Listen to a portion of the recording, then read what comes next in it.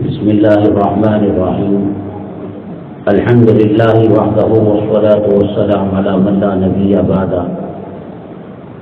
قال الله تبارك وتعالى: يا أيها الذين آمنوا ادخلوا في السلم كافة. قال النبي صلى الله عليه وسلم: والحج المبرور ليس له جزاء إلا الجنة، أو كما قال النبي عليه الصلاة والسلام.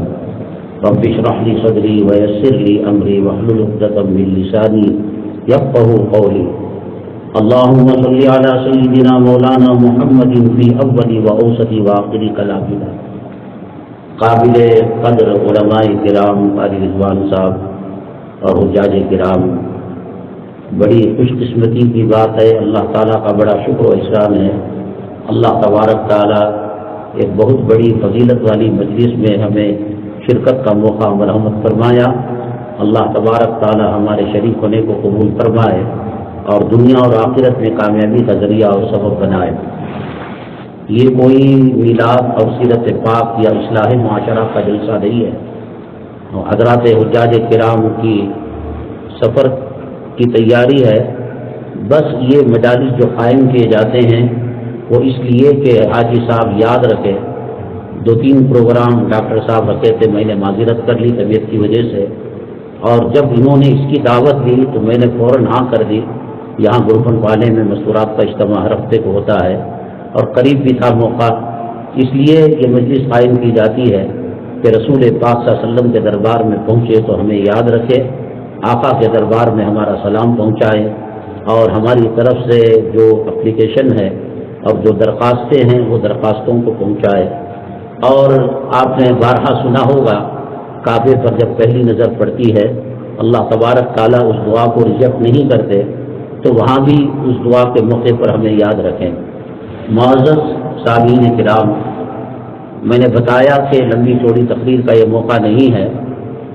بات یہ ہے، ہر عمل میں شیطان کی یہ کوشش ہوتی ہے کہ وہ عبادت کو کرنے نہ دے.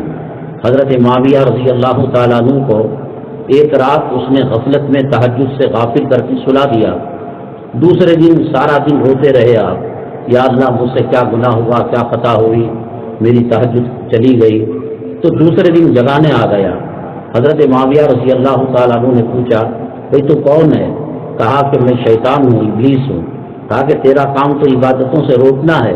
تو اس نے کہا، کل روک کر میں نے دیکھا کہ تہجد سے جو منازل طے کیے جاتے ہیں، اللہ کی قربت حاصل کی جاتی ہے، رو رو کر تو نے اس سے زیادہ مقام پا لیا، فضیلت پا لیا.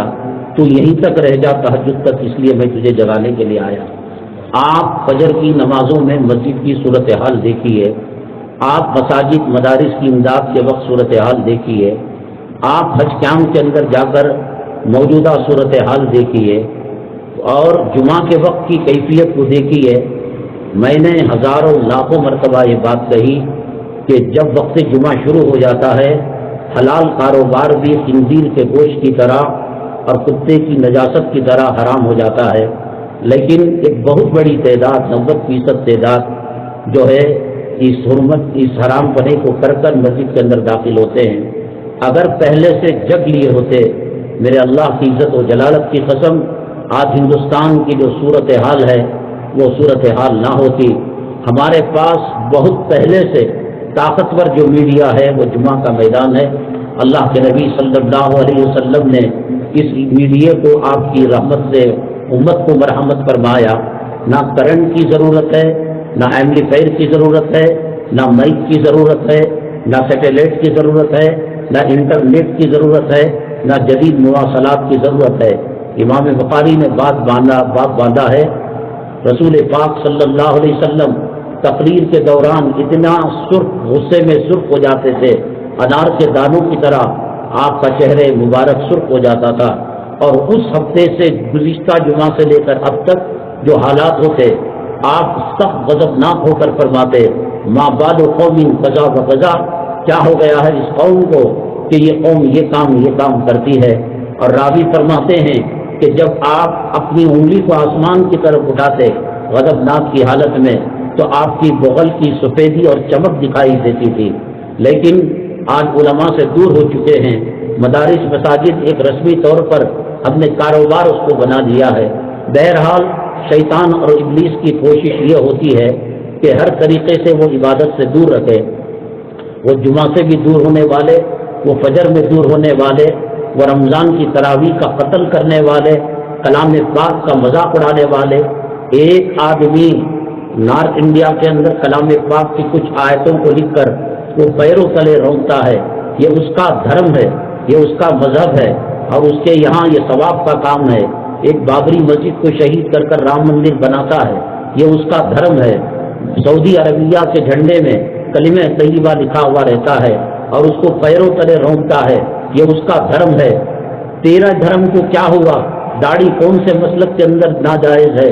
داڑھی کا منانا کس مسلک کے اندر جو ہے جواز کا فتویٰ ملتا ہے، حلال کا فتویٰ ملتا ہے؟ ائمہ کرام نے، محدثین نے کیا یہ نہیں کہا کہ جو آدمی جان بوجھ کر نماز چھوڑے فقط کفرا، وہ بھیڑ ہو جاتا ہے، وہ کھڑمت ہو جاتا ہے؟ کفرا کا عزت سے ترجمہ کریں کچھ اور معنی نکلتا ہے۔ علماء کہتے ہیں، علامہ انور شاہ کشمیری رحمۃ اللہ علیہ نے بیان فرمایا کہ اس کی تعویل کی جاتی ہے عقیدے کے اعتبار سے نماز کو چھوڑے۔ قیامت کے دن اللہ اگر کہے میرے نبی نے تو یہ نہیں کہا، جبرائیل نے تو یہ نہیں کہا، اور میں نے جبرائیل کو یہ نہیں کہا، یہ ترجمہ کہاں سے لا دیا؟ تو بے نمازی کیا جواب دیں گے؟ مسلمانوں کے کاروبار کس قسم کے ہیں؟ سود سے کون بچا ہوا ہے؟ ہر دوسرا گھر ماٹی کیچ پر جا رہا ہے اور اس کے اوپر 1000 2000 بھاڑا دے کر حلال کا فتویٰ لے کر آ رہے ہیں۔ اس گھر کا بیت الخلا ٹوائلٹ پکس بھی 1500 کے اندر نہیں ملتا۔ کون سے دین کا ٹھٹا کر رہے ہو؟ کس دین کا مذاق کر رہے ہو؟ اور یہ دین کا مذاق کر کر ببول کے کانٹوں کا درخت لگا کر آسمان سے بدر کے فرشتوں کی آپ جو ہے خواہش رکھ رہے ہو۔ حج کا موقع ایسا ہوتا ہے، عمرے کا موقع ایسا ہوتا ہے، سود خور، حرام خور، چٹ فنڈ چلانے والے، کاروبار میں دھوکہ دینے والے، مسلمان کو قرض دے کر کوئی بچ جائے مئی کا لال علاؤدین کا چراغ لے کر گھسنے سے بھی وہ جن تو آ جا سکتا ہے، مسلمان کے جیب سے پیسہ نہیں نکل سکتا۔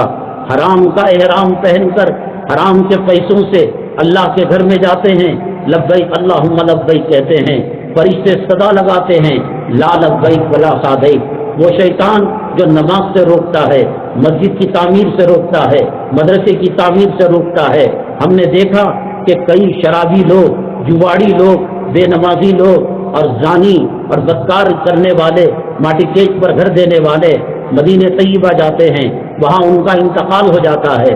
مسجد نبوی صلی اللہ علیہ وسلم نے 9 لاکھ 10 لاکھ کا مجمع، جمعہ کے وقت ان کی نماز جنازہ ادا کی جاتی ہے، تراویح کے وقت رمضان کے اندر ان کی نماز جنازہ ادا کی جاتی ہے۔ بہت دنوں سے مجھے شک تھا اور دل میں تردد تھا، یہ آدمی جو ہے ظاہری گناہ کرنے والا، ایک فاسق مولن ہے، ایک ہوتا ہے فسق چھپ کر کرنے والا آدمی، بند کمرے میں شراب پی لے، بند کمرے میں زنا کر لے، یہ فاسق مولن ہے، داڑھی منڈا ہوا ہے، حرام کے کپڑے پہنا ہوا ہے۔ حضرت مولانا مفتی محمود الحسن صاحب رحمۃ اللہ علیہ کا ایک خلیفہ تھا، ایک مرید تھا، خلیفہ نہیں مرید تھا، اس نے کہا حضرت جی میری جیب کٹ گئی ہے۔ حضرت نے کہا اس کے اندر کیا رکھا ہوا تھا؟ کہا کہ میں سرکاری افسر ہوں، اس کے اندر روپیہ پیسہ رکھا ہوا تھا۔ حضرت نے کہا غنیمت ہے تیری جیب کٹی، اگر یہ پیسہ تیرے پیٹ کے اندر جاتا تو انجام کیا ہوتا؟ کیا ایسا نہیں ہو رہا ہے؟ حج کے کرنے کے بعد عمرہ، اچھا شیطان کیوں اس پر ترغیب دلاتا ہے؟ نماز سے روکنے والا، صدقات سے روکنے والا، داڑھی سے روکنے والا، خیرات سے روکنے والا، دین کی دعوت و تبلیغ سے روکنے والا۔ دیکھو ہر کوئی عمرے کے اندر جا رہا ہے، ہر کوئی حج کی خواہش کرتا ہے، کوٹا فل ہو جاتا ہے، وہاں رہنے کے لیے شار ابراہیم خلیل میں عموماً ہندوستانی پاکستانی رہتے ہیں، سر دھرنے کی جگہ نہیں ہوتی، وہ حج کو کیوں بھیج رہا ہے؟ ہم جب تعلیم حاصل کر رہے تھے، سیدنا امام اعظم ابو حنیفہ رحمۃ اللہ علیہ نے فرمایا ہے کہ مکہ مکرمہ کے اندر، مدینہ طیبہ کے اندر قیام کم کیا جائے۔ ہم نے کہا وہاں ایک نیکی 1 لاکھ کے برابر ہے، 1 ریال صدقہ کرنا 1 لاکھ ریال کے برابر ہے۔ حضرت کیوں کہہ رہے ہیں؟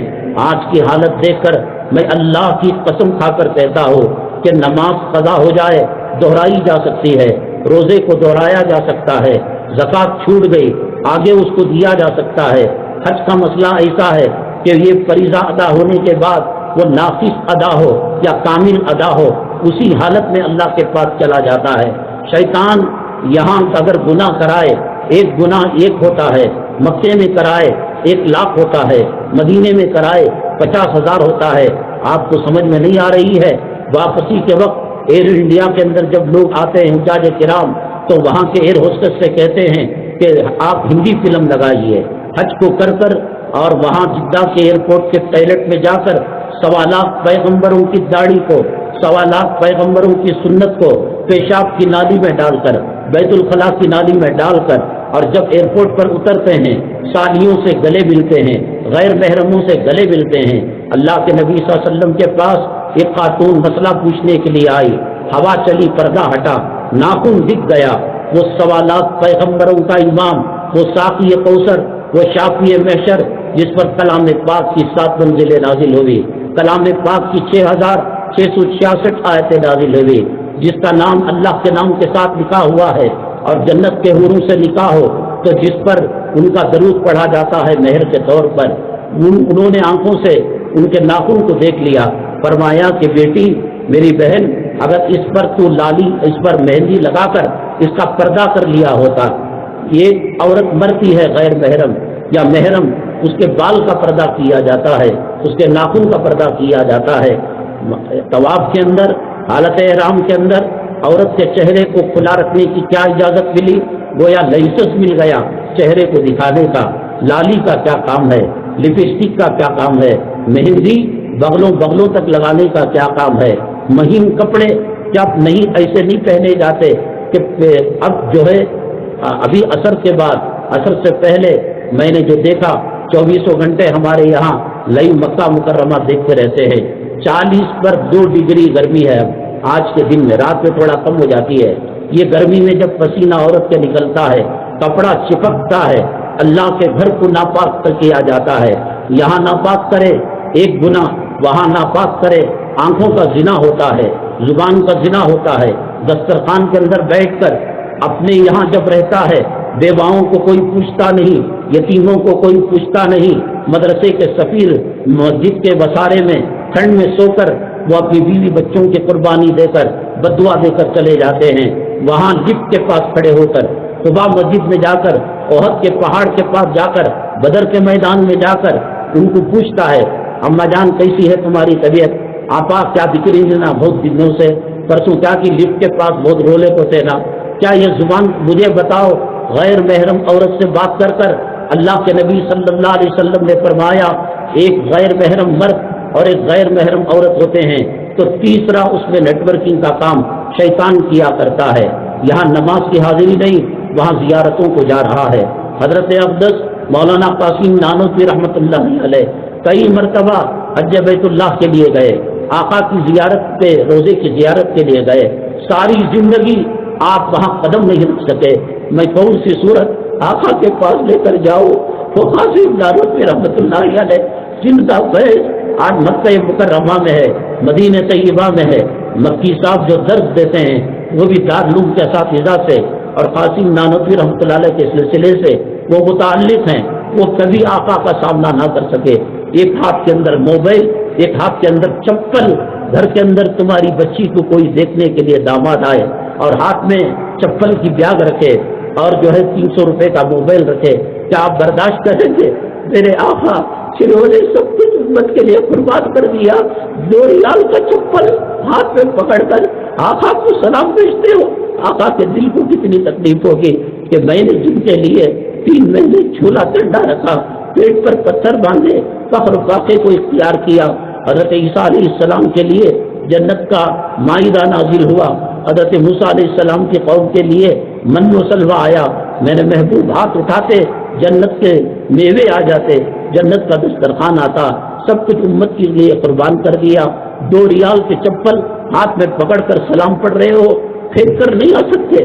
باب السلام سے داخلہ ہوتا ہے، وہاں چپل پھینک کر آقا کے دربار میں نہا کر، دھو کر، خوشبو لگا کر ساری زندگی حضرت قاسم نانوتوی رحمۃ اللہ حاضر نہیں ہو سکے۔ میں کیا منہ لے کر جاؤں؟ یہ منہ مسور کی دال، داڑھی مڈا چہرہ، عورت کے ہونٹ پر لپسٹک لگے ہوئے، میں اللہ کی قسم کھا کر کہتا ہوں بچنا بہت مشکل ہے، بہت مشکل ہے۔ کھانے کے وقت عورتیں بے پردہ رہتی ہیں۔ کوئی میں کا لال بتائے، امی جان عائشہ صدیقہ رضی اللہ تعالیٰ عنہ، کبھی انہوں نے، ان کے لیے بھی تو چہرہ کھلنا تھا حالت احرام میں، لیکن فرماتی ہیں کہ کپڑے کا پنکھا وہ آڑ میں کر لیتی تھی۔ 1.25 لاکھ صحابہ میں سے کسی نے حالت طواف میں آپ کا چہرہ نہیں دیکھا۔ کیا چہرہ کھولنے کے اب نئے نئے نخرے ہیں۔ مہندی لگانا حج کی سنتوں میں سے ہے، البیت کی مرغی کھانا یہ حج کی سنتوں میں سے ہے۔ غیر محرم عورتوں سے بات کر کر کیا دل میں زنا کا خیال نہیں ہوتا؟ علماء نے کہا مرد کے جسم سے 18 قسم کے زنا ہوتے ہیں۔ آنکھ کا زنا ہوتا ہے، کان کا زنا ہوتا ہے۔ پیغمبر یوسف علیہ السلام نے کہا وما ابرئ نفسی ان النفس لامارۃ بالسوء، میں اپنے نفس کو پاک نہیں کہتا۔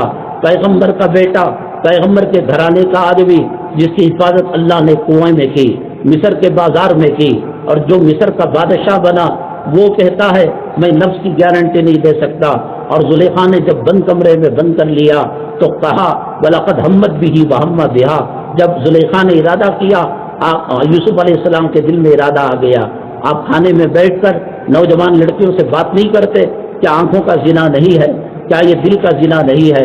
اللہ کے گھر کے پاس کیا سیلفی نہیں لی جا رہی ہے؟ دیکھو ہمارے قاری صاحب بیٹھے ہیں، دوسرے علماء بیٹھے ہیں، اس میں اختلاف ہوگا کہ ویڈیو ڈیجیٹل ہے نان ڈیجیٹل ہے۔ اگر نہیں کرے تو کون سی اماں آپ کو خبر کے پاس دامن پکڑنے والی ہے؟ بچ گئے تو کیا نقصان ہے؟ اللہ کے نبی صلی اللہ علیہ وسلم نے فرمایا قیامت کے دن کفر و شرک کے بعد بدترین گناہ تصویر کشی ہے۔ اگر وہ علماء جنہوں نے تصویر کشی کی بات کی، مولانا ارشد صاحب دامت برکاتہم العالیہ ہمارے پیر و مرشد بھی ہیں، ہمارے روحانی باپ بھی ہیں، اور یہاں تک یہ مائک پکڑ کر جو 2 جملے کہہ رہے ہیں یہ حضرت کے جھوٹے کھانے کی برکت ہے۔ شاہی مدرسے سے لے کر دارالعلوم کی فراغت تک ہماری جو ہے انہوں نے سرپرستی کی ہے، کھانے پینے کا انتظام، سفر کی ٹکٹ کا انتظام کیا ہے۔ ان کے بھانجے مولانا اخلص صاحب رشیدی مدینہ منورہ کے اندر ہیں، جن کی بیٹی وہاں ڈاکٹری کی ہے، انہوں نے میری آمد پر شاہی میں وہ کلاسمیٹ تھے، سینئر تھے، میں جونیئر تھا، تو تمام علماء جو دنیا بھر کے آتے ہیں، بنگلہ دیش کے، سری لنکا کے، پاکستان کے، انڈونیشیا کے، ملیشیا کے، کھانے کی تیاری ہو رہی تھی۔ میں نے ان علماء کرام سے کہا کہ تصویر کے بارے میں آپ کا کیا حکم ہے؟ مر کر اللہ کو جواب دینا ہے، مرتے وقت کسی زبان سے کلمہ طیبہ نکلنا ہے۔ کسی عالم نے نہیں کہا۔ مولانا الیاس گھمن صاحب نے 25 ساتھیوں کو ناشتے کی دعوت کی۔ میں نے کہا کہ حضرت تصویر کا کیا مسئلہ ہے؟ حضرت نے کہا کچھ یوں توں کر کر رکتے ہیں، پکڑ لیتے ہیں، میں سیدھا سادہ میں پکڑ لیتا ہوں۔ دلیل کس نے بھی نہیں دی۔ وہاں اللہ کے حرم کو جا کر ناپاک کر کر، شرک کو جو ہے کفر سے بدترین گناہ کر کر آدمی ڈھونے کے لیے جاتا ہے۔ اسی لیے شیطان نے بھی کہا جا مر، مکے میں جا کو مر۔ وہاں ایک گناہ کا وہ یہ جو ہے، جو سواری جتنی تیز رفتار ہوتی ہے اس کا حادثہ بھی اتنا خطرناک ہوتا ہے۔ سائیکل کا ایکسیڈنٹ ہو زیادہ نقصان نہیں ہوتا، اسکوٹر کا ایکسیڈنٹ ہو تھوڑا نقصان ہوتا ہے، لاری کا ایکسیڈنٹ ہو تھوڑا زیادہ ہوتا ہے، ٹرین کا ہو اور تھوڑا زیادہ ہوتا ہے، ہوائی جہاز کراش ہو اور زیادہ ہو جاتا ہے۔ اللہ کا حرم، شاعر اسلام، یہ زنگ مرمر اور یہ جو ہے حجر اسود، یہ گواہی دے گا، یہ اللہ تعالیٰ کے دربار میں گواہی دے گا کہ عورتوں کے ساتھ کیا معاملہ کیا، کون سے دل کے اندر زنا کا خیال آیا، کس آنکھ نے گناہ کیا۔ میں رمضان المبارک مکمل گزارا تھا وہاں، میں نے کوشش کی کسی طریقے سے بچ جاؤ۔ حرم کے صحن میں بیٹھا ہوا تھا، ایک پاکستانی فیملی آئی اور اس نے کہا حضرت جی نکاح پڑھائیں گے؟ میں نے کہا پڑھاؤں گا۔ اصل میں وہاں جو شرطا اور CID ہوتے ہیں اس کی اجازت نہیں دیتے انفرادی نکاح پڑھانے کی، وہاں کے مجمع اور آفس میں اس کی اطلاع کرنی پڑتی ہے۔ اس نے 100 ریال لیے۔ کون بچ سکتا ہے؟ خوبصورت دلہن سامنے بیٹھی ہوئی اور دلہا بیٹھا ہوا، سارا سفر بیکار ہو گیا۔ اللہ سے رو رو کر کہتا ہوں اللہ جان بوجھ کر میں نے نہیں کیا، اور آنکھوں کی حفاظت کر سکتا ہے۔ تو شیطان بیچ کر وقت خالی ہوتا ہے، غیبت کی جاتی ہے۔ اللہ کے نبی صلی اللہ علیہ وسلم نے فرمایا الغیبت اشد من الزنا، غیبت جو ہے زنا سے بدتر ہے۔ یہ وہ دربار ہے کہ سینکڑوں سال کا گنہگار بھی ایک مرتبہ صحیح عمرہ کر، بہت مشکل ہے۔ کم سے کم قیام کریں اور زیادہ وقت آپ جو ہے حرمین کے اندر گزارے۔ اللہ کا کعبے کو دیکھنا بھی ثواب کا کام ہے، ورنہ बाजारों के अंदर फिरेंगे, वो कौन सी चीज़ है जो ऑनलाइन आपको नहीं मिल सकती है। आप अलफजर जो है हरमैन वाच मंगाइए, रूमाल मंगाइए, थोड़ा पैसा ज़्यादा लगेगा। आप फिर जुमेरात के रोज़े रखिए, हरम के अंदर वक्त ज़्यादा गुजारिए। बचाना बहुत मुश्किल है, बहुत मुश्किल है। शैतान इसलिए तमाम लोगों को हज के लिए भेजता है, उम्रे के लिए भेजता है। मैंने बताया था कि जन्नतुल बकी के अंदर जो मदफून होता है, अल्लाह के नबी सल्लल्लाहु अलैहि वसल्लम ने फरमाया क़यामत के दिन ये मुर्दे उठेंगे, एक एक का हाथ पकड़कर मैं सिफारिश करूंगा। मुझे शक होता था फासिक़ मोलिम जो बेपर्दा औरतों को घुमाता है, दाढ़ी मुंडा है, हराम का कारोबार है, वो कैसे मदफून हो गया, कैसे आका उसकी शिफात फरमाएंगे। तो उलमा ने बयान किया क़यामत के ज़लज़ले से पहले एक हल्का ज़लज़ला आएगा और बकी का मैदान फट पड़ेगा, और जो लोग रब्बी के शफात के मुस्तहिक़ नहीं होंगे उनको फिल्टर कर दिया जाएगा, और एक मुख्तसर मजमा अल्लाह वालों का आकाए दो आलम सिफारिश फरमाएंगे। हज को जाना, उम्रे को जाना बहुत बड़ी बात नहीं है, उसको बचाना और उसको हिफाजत करना बहुत बड़ी बात है। और यहाँ के गुनाह के वहाँ के गुनाह में फ़र्क है। याद रखिएगा कि मक्का मुकर्रमा के अंदर जिसके सीने के ऊपर सील लग जाती है हजर अस्वद की, दुनिया के तमाम तौबा खाने, अगर दुनिया में 1.25 लाख पैगम्बर आ जाए, मक्के में मदीने में जो दिल पर सील लगी थी वो सील धुल नहीं सकती, सिवाय इसके कि अल्लाह रहम व करम का मामला फरमाए। एक बुजुर्ग लब्बैक अल्लाहुम्मा लब्बैक कहते हुए जा रहे थे, तो उनके साथी ने कहा हजरत कई सालों से देख रहा हूँ, आप कितने साल से हज करते हैं? कहा कि 70 साल से कर रहा हूँ। हजरत अक़दस मौलाना शाह अबरार हक साहब रहमतुल्लाहि अलैह हर साल हज को जाया करते थे, 55 हज आपने किए थे। तो उन्होंने कहा कि क्या हुआ है? तो कहते हैं कि लब्बैक मैं कहता हूँ, अल्लाह फरिश्तों से कहता है ला लब्बैक। तो इन्होंने कहा जब ला लब्बैक आ रहा है तो बार बार क्यों आ रहे हैं? उन्होंने कहा कोई दरबार ऐसा भी बताओ जहाँ मेरे लब्बैक पर अल्लाह भी लब्बैक कहे। ये अव्वल दरबार है या आखिर दरबार है? अल्लाह तबारक ताला हज मबरूर नसीब फरमाए, हज मकबूल नसीब फरमाए, शैतान के मकर फरेब से हाजियों की हिफाजत फरमाए, आँखों के जाहिर के बातिन के गुनाहों से महफूज रखे।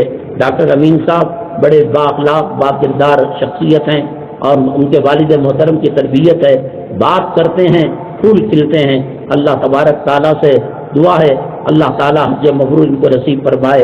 ये आपकी जिम्मेदारी है कि आप कहें आका के दरबार में कि उम्मत तड़प रही है, औरतों की इज्जत आबरू को लूटा जा रहा है, नौजवानों को मां पंचिंग की जा रही है, और मुसलमानों का दीनी इदारों का कत्लेआम किया जा रहा है, दीनी इदारों पर तलवार लटकी हुई है। वलो अन्नहुम इज़ ज़लमू अनफुसहुम जाऊका फस्तगफिरुल्लाह। आका आप अगर धुतकार देंगे वो कौन सा दरबार है जहाँ हमारी बात सुनी जाएगी? डॉक्टर साहब और उनके वालिद साहब और जो भी जा रहे हैं, कि आपकी जिम्मेदारी है कि हमारी फरियाद आका तक पहुँचाए और सलाब को पहुँचाए, और काबे के पास अपने लिए जहाँ दुआ करते हैं सब उम्मत के लिए दुआ करें। अल्लाह तबारक ताला हाजियों के हज को कबूल फरमाए, शैतान के मकर फिरे से हिफाजत फरमाए। मैं मशकूर हूँ, ममनून हूँ डॉक्टर साहब का और उनके वालिद मोहतरम का आपका, आपने हमें मकाम रहमत फरमाया। अल्लाह तबारक ताला ईमान पर साबित कदमी, ईमान पर खातिमा नसीब फरमाए।